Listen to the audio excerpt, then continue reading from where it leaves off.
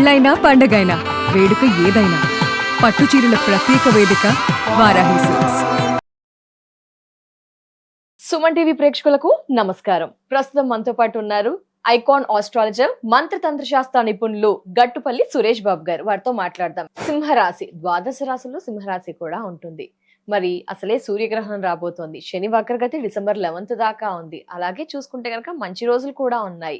మరి కష్టాల్లో ఉన్నారా ఏంటి, రాశి వివరణ తెలుసుకోవాలి అనుకుంటున్నారా ఏంటి, ఈ జాతకరీత్యా ఏం ఫాలో అవ్వాలి అనుకుంటున్నాం, అన్ని ఫాలో అవుతున్నాం, బట్ ఏదో మనల్ని వెంటాడుతోందనే భావన మీలో కలుగుతుందా? అయితే వీటికి చక్కటి పరిష్కార మార్గాలు తెలియడానికి ప్రస్తుతం మనతో పాటు ఉన్నారు ఐకాన్ ఆస్ట్రాలజర్, మంత్రతంత్ర శాస్త్ర నిపుణులు గట్టుపల్లి సురేష్ బాబు గారు. వారితో మాట్లాడతాం. గురుగారు నమస్కారం. గురుగారు జై శ్రీమన్నారాయణ. శ్రీమన్నారాయణ. గురుగారు, సింహరాశి ఏంటంటారు గురుగారు? శని వక్రగతి ప్రభావం వీరిపై ఏమైనా అతిగా ఉందా? లేదు, ఏం లేదు, అలా వెళ్ళిపోవచ్చు అంటారా? లేకపోతే ఈ సింహరాశి వారికి డిసెంబర్ 11 వరకు పనుల్లో ఏమైనా ఆటంకాలు, ఆగిపోవడం అలాంటివి ఏమైనా జరుగుతాయా? ఏం పరిహారాలు తెలియజేస్తారు వీరికి? వీటికన్నా కూడా ముందు ఆగస్టు మాసంలో ఒక సంపూర్ణమైనటువంటి సూర్యగ్రహణం ఉంది. ఓ అవును గురువు గారు, ఇది ఈ రాశి వారిపై ప్రభావం ఉందా గురుగారు? ఆగస్టు 12వ తారీఖు గ్రహణం ఏర్పడంతో ఇది 12వ స్థానంలో వస్తుంది. కర్కాటక రాశిలో గ్రహణం ఏర్పడుతుంది, ఆశ్లేష నక్షత్రం 3వ పాదంలో. కాబట్టి ఈ సింహరాశి వారికి 12వ స్థానం నష్టస్థానం. నష్టస్థానం. ఈ నష్టస్థానంలో గ్రహణం ఏర్పడటంతో పాటు వీరికి కొన్ని రకాల అపకీర్తి కానివ్వండి, అపదృష్టి కానివ్వండి ఖచ్చితంగా ఉండొచ్చు. అందులో వీళ్ళకి శని కూడా సందేహం గురువు గారు, సూర్యగ్రహణ ప్రభావం భారతదేశంపై లేదు అని కొన్నిసార్లు వినిపిస్తుంది కదా, దీని గురించి ప్రభావం ఉంటుందా గురుగారు రాశి వారిపై? మరి అంటే ఇప్పుడు ఒకటండి, ఇప్పుడు వెంకటేశ్వర స్వామి ఎక్కడ ఉంటారు? తిరుపతిలో. అంతేనా? ఇంకెక్కడ ఉంటారు? అంటే అన్ని చోట్ల ఇందు కదా, సందేహం వల్ల ఎందు వెతికినా ఉంటారు స్వామి వారు. కరెక్టే కదా. మరి ఇప్పుడు వెంకటేశ్వర స్వామికి తిరుపతిలోనే వెళ్తున్నామా, మనం ఎక్కడైనా వెంకటేశ్వర స్వామి వెళ్ళాలన్నప్పుడు పక్కకి వెళ్తున్నామా? సంతృప్తి ఉంటుందా?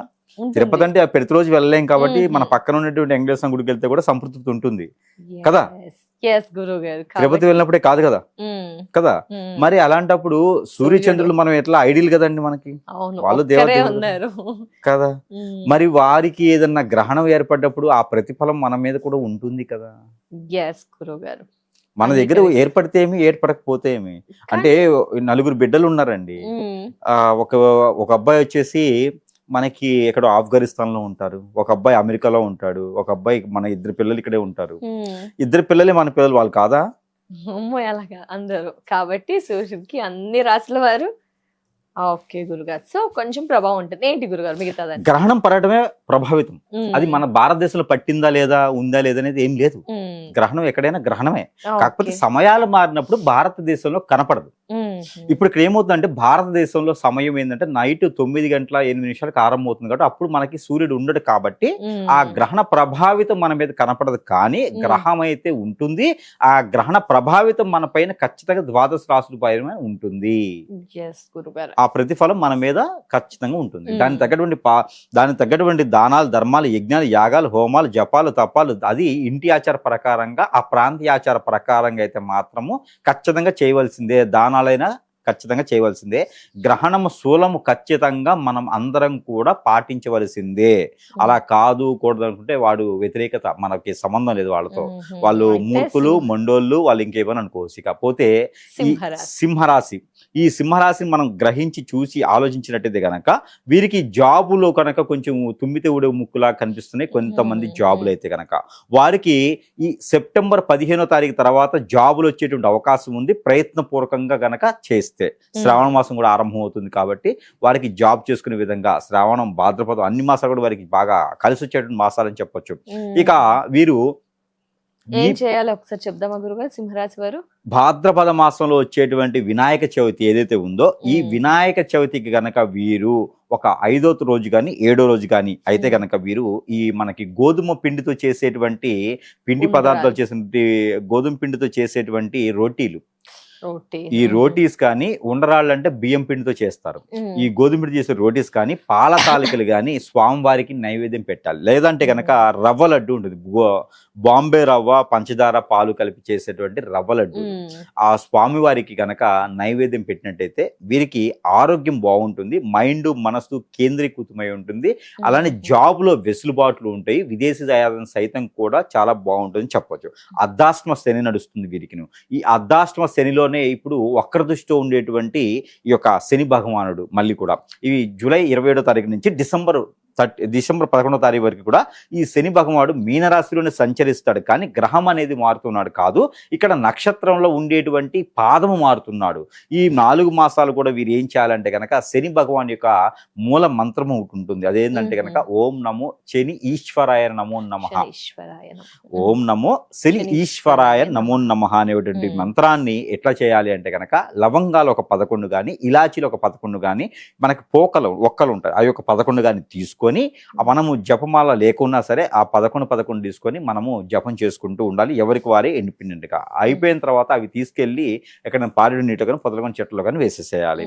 ఇలా 9 రోజుల పాటు చేసుకుంటే చాలా అదృష్టం, అద్భుతం, అవకాశం అన్ని వస్తాయి వీరికిను. అలానే ఈ యొక్క డిసెంబర్ 11వ తారీఖు వరకు కూడా వీరు కొంచెం జాగ్రత్తగా ఉంటుండాలి. అనుకున్న పనులు ముందుకు వెళ్ళకపోవటానికి కొంచెం ఆటంకాలు అయితే ఎదురవుతూ ఉంటాయి. కాబట్టి మన భాద్రపద మాసం చెప్పినటువంటి పరిహారాలు. అలానే ఈ సంవత్సరంలో వీరికి అతిపెద్దగా జాబ్ మారటం కానీ, వెసులుబాటు లేకపోవటం కానీ, భయపడటం కానీ, భంగపడటం కానీ జరిగింది అంటే కనుక ఈ అనుభవం మాత్రము ఈ అక్టోబర్ మాసంలో, నవంబర్ మాసంలో వీరు చవిచూడనున్నారు. జాబు లేక, లేకపోతే జాబు కోసం ఎదురు చూస్తూ, లేదా జాబులు వెలిగేషన్స్ వస్తూ ఉంటుందా ఊడతదో కూడా తెలియనటువంటి పరిస్థితి, బిజినెస్ వ్యాపారాల్లో నష్టం రావటము, పేరు పెక్కేదా లేకపోవటము, రాజకీయ రంగాల్లో కూడా వీరికి పెద్దగా పట్టించుకోకపోవటము, ఇవన్నీ కూడా చవి చూచి ఇక జీవితం వేస్ట్ అయిపోయింది, ఇంకా ఏం చేయలేము అనుకుంటారేమో. అట్లా ఏం ఉండదు.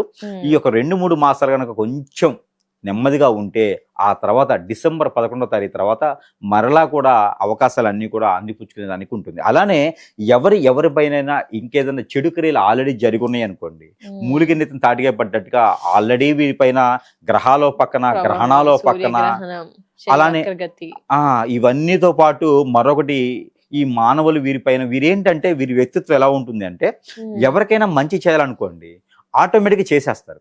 ఇంట్లో సింహరాశి వారు పుట్టారనుకోండి, ఇక వేరే వాళ్ళు ఏ పని చేయకపోయినా వీరితో సర్దుకుంటారు. అన్ని రకాల బాధ్యతలు, బంధాలు, అనురాగం, ఆప్యాయత, ఎవరికి ఏం చేస్తే బాగుంటుందో అన్నీ కూడా సింహరాశి వాళ్ళు చేయగలుగుతారు. ఇట్టే చేయగలుగుతారు వాళ్ళు. అంత నమ్మకమైన వ్యక్తులు. వీళ్ళకి యుగోతత్వం కానీ, గర్వం కానీ ఉండదు. ఎవరికి ఎలాంటి పనులు చేస్తే నైపుణ్యం ఉంటుందో అలాంటి రంగాల్లో రాణించాలని వీరు బోధించుకుంటూ మరీ సహాయం చేస్తూ ఉంటారు. మరి వీరిపైన శత్రు భయం ఖచ్చితంగా ఉంటుంది కదా, తెలిసి తెలియక కాదండి, ఇంట్లో వారే, బంధువులే వీరిపైన దండెత్తేసి ఖచ్చితంగా కూడా వీరికి చెడు క్రియలు చేయించేటువంటిది ఉంటుంది. అందులో ముఖ్యంగా వీరికి చేతబడి చేయించవచ్చు, అష్టదిబ్బంది చేయించవచ్చు, ఎన్నో రకాల చెడు క్రియలు చేయించి వీళ్ళు ఎదగకుండా చేసేటువంటి ఆలోచన ఉంటుంది. కాబట్టి వీరందరూ కూడా ఏం చేయాలంటే కనుక శని ఈశ్వరాయ నమో నమః అనేటువంటి బీజమంత్రాన్ని ఎవరికి చెప్పుకోకుండా వీరికి వీరే పారాయణం చేసుకోవాలి, పఠించుకోవాలి. ప్రతినిత్యం కూడా 719 సార్లు కానీ, 814 సార్లు కానీ పారాయణం చేసుకోవాలి. జపమాల అంటే జపం చేసుకుంటూ ఉండాలి. ఇలా చేసుకుంటే స్ఫటికమాలతో జపం చేసుకోవాలి. అలాగే ఉదయించే సూర్యుడికి సూర్య నమస్కారాలు కానీ, ఉదయించే సూర్యుడికి నీళ్లు ఆర్జన కానీ ఇచ్చుకుంటూ ఉండాలి. ఇలాంటి చేసుకుంటే కనుక ఖచ్చితంగా వీరు అనుకున్నటువంటి పనులకి ముందుకెళ్లేదానికైతే ఇబ్బంది లేకుండా ఉంటుంది. అలానే ప్రతినిత్యం కూడా వీరు స్నానం చేసే నీటిలో లవంగాలు కానీ, ఇలాచీలు కానీ, కర్పూరం కానీ, ఉప్పు కానీ, పసుపు కానీ వేసుకొని స్నానం ఆచరిస్తే నరదిష్టి, నరఘోష కొంతమేర తగ్గుతూ ఉంటుంది.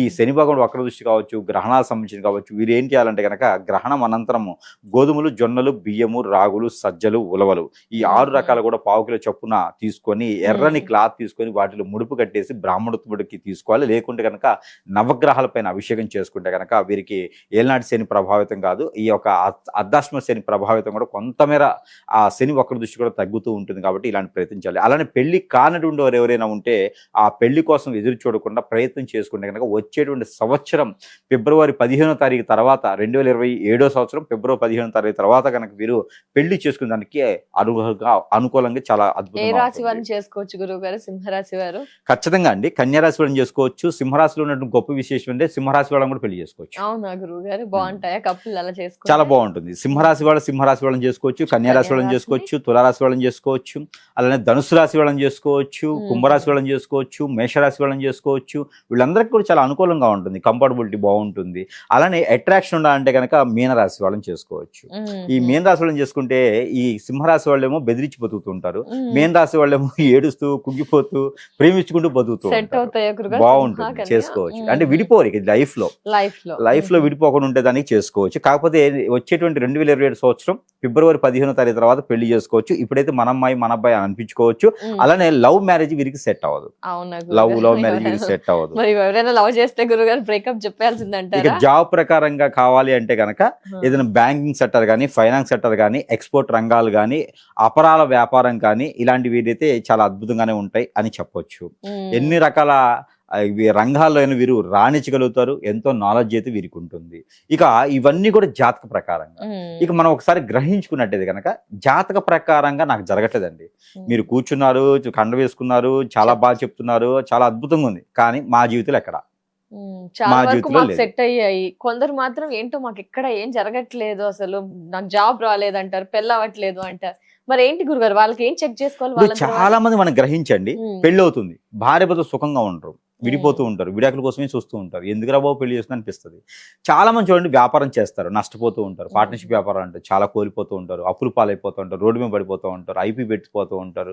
ఇలాంటి చాలా ఇబ్బందులు ఉన్నాయండి. సరిగా వీళ్ళకి తినాలడానికి కూడా టైం ఉండదు, భార్య భర్త ఒక దగ్గర ఉండలేరు, పిల్లలు కొట్లాడుతూ ఉంటుంటారు, ఎదగలేరు, ఇల్లు ఉండదు, వాకిలు ఉండదు, ఎప్పుడు సంపాదించుకుంటూ తెలియదు, ఏజ్ 40 వచ్చేసింది. ఇలా ఈ రకంగా బాధపడే వాళ్ళు ఇప్పటికీ అష్టదిబ్బంది అయి ఉంటుంది అనమాట. ఇలాంటి వారికి ఏంటంటే జాతకములో ఏదైనా దోషం ఉంది అంటే మనం ఎప్పుడైనా ఆలయానికి వెళ్ళినప్పుడు, గ్రహాలకు అభిషేకం చేసినప్పుడు, ఎక్కడైనా హోమాల్లో కూర్చున్నప్పుడు, ఏదైనా మంచి వారికి సహాయం చేసినప్పుడు కాదు, మనం మంచివారం అయితే ఎదురు వారికి సహాయం చేసినప్పుడు ఆ ఒక ప్రతిఫలంగా తగ్గుతుంటది. కానీ జాతక పరిశీలన కాకుండా మన పైన మనం ఎదగకూడదని చెప్పేసి సదుద్దేశంతో వ్యసనము, రంది, కుళ్ళు, కుతంత్రాలతో, అందులో సింహరాశి వాళ్ళకి ఎక్కువ మంది అంతర్ద్రంగా శత్రువులు ఉంటారు, అంతర్మదనంలో ఉంటారు అన్నమాట. వీళ్ళంతా శత్రువులు బయటికి కనపడరు. అలాంటి వారు చుట్టాల్లోనే ఉంటారండి. వాళ్ళంతా కూడా వీరు ఎదగకూడదని చెప్పేసి అని సన్నాహాలతో ఎక్కడికైనా వెళ్ళి కట్లు వేయటమా, అష్టదిబ్బంది చేయటమా, ఇప్నయం చేయటమా, మనుగు మందు పెట్టడమా చేస్తూ ఉంటారు.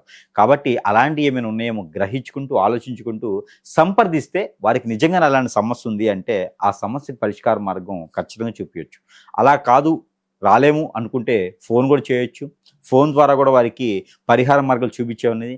ఇంకా వారికి ఎన్నో రకాలటువంటి వస్తువుల్ని మనం మంత్రోచ్చారణ చేసి వారి చెంతకి చేర్చే సదవకాశం మన దగ్గర లభ్యపడుతుంది. కాబట్టి అలా కూడా మనం సంప్రదిస్తే వారికి సమస్య పరిష్కారం అయితే నా దగ్గర ఖచ్చితంగా వారికి ఉంటుందని నేను భావిస్తూ ఉన్నాను. దాంతోపాటు ఏదైనా కొత్తగా వ్యాపారం చేయాలంటే కనుక భాద్రపద మాసం వినాయక చవితి అనంతరము వీరు వ్యాపారం మొదలు పెట్టుకోవడానికి చాలా అద్భుతంగా ఉంటుంది. ఏదైనా వీరు బట్టలకు సంబంధించిన కానీ, బ్యాంకింగ్ సెక్టర్ కానీ వ్యాపారం మొదలు పెట్టుకోవచ్చు. అపరాల వ్యాపారాలు అంటే పచారీ shops, super markets, department stores, కిరాణా షాప్స్ లాంటివి కూడా వీరు నెలకొల్పొచ్చు. అలాంటి వాటిలో కూడా వీరికి అద్భుతంగా ఉంటుంది. ఇంకా వీరికి కలిసి వచ్చేది టమాటో అండ్ గ్రీన్ కలర్ బాగా కలిసి వస్తుంది. టమాటో కలర్, గ్రీన్ కలర్ బాగా కలిసి వస్తుంది. 5 and 7 నెంబర్స్ కూడా వీరికి అద్భుతంగా ఉంటాయి. కాబట్టి ఈ డిసెంబర్ 11వ తారీఖు వరకు కూడా జాబ్ కోసం ప్రయత్నం చేయండి, ఇల్లు కొనుక్కోవాలని ప్రయత్నం చేయండి. ఖచ్చితంగా ఏదో విధంగా అయితే అయ్యాలనే కనపడుతున్నాయి. ఈ యొక్క చిన్న చిన్న పరిహారాలు చేసుకుని అదృష్టవంతులు అవ్వచ్చు. అలానే డిసెంబర్ 11వ తారీఖు వరకు కూడా వీరు ఫిష్ తినకుండా ఉంటే చాలా అద్భుతం. ఫిష్ తినకుండా ఉంటే చాలా మంచి జరిగేదానికి ఎక్కువ అవకాశం. ఫిష్ తినడం ద్వారా ఇంకా వీరి లోపల హార్మోన్ ఇంబ్యాలెన్స్ పడిపోయేలా కనిపిస్తున్నాయి. కాబట్టి ఫిష్ మాత్రం తినకూడదు. డిసెంబర్ 11వ తారీఖు వరకు కూడా ఇలాంటి పాటించుకుంటూ ఉంటే అదృష్టవంతులు అవ్వచ్చు ఖచ్చితంగా. తప్పకుండా. ధన్యవాదాలు గురువు గారు, నమస్కారం. సో ఇయర్స్ చూసారు కదా, అసలు సార్ అయితే క్లుప్తంగా వివరించారు. మరి పరిహారాన్ని పాటించండి, మెరుగైన ఫలితాన్ని పొందండి. లేదు మాకు ఇంకా మా లైఫ్ లో ఏదో మిస్ అవుతున్నాం, అనారోగ్య సమస్యలు, ఆర్థికపరమైన ఇబ్బందులు, ఇంకా ఏజ్ వచ్చినా కూడా సెటిల్ అవ్వలేదు, పెళ్లి, సంతానం, ఇలా రకరకాల సమస్యలతో అసలు చాలా సతమతం అవుతున్నారా? అయితే స్క్రీన్ పై నెంబర్ కనిపిస్తుందండి, కాల్ చేసి మిగతా వివరాలని తెలుసుకోండి, పరిష్కార మార్గాల్ని కూడా కనుక్కోండి. నమస్కారం.